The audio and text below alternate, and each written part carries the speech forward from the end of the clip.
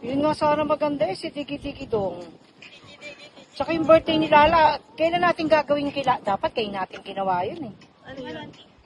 Yung kay Lala. Ba't ka may ano? Ha? Ano yan? Parang baby. Oo. Yan o. May kagat? Hindi B. Pa-straight na gano'n eh. Baka na gano'n mo lang yung sa...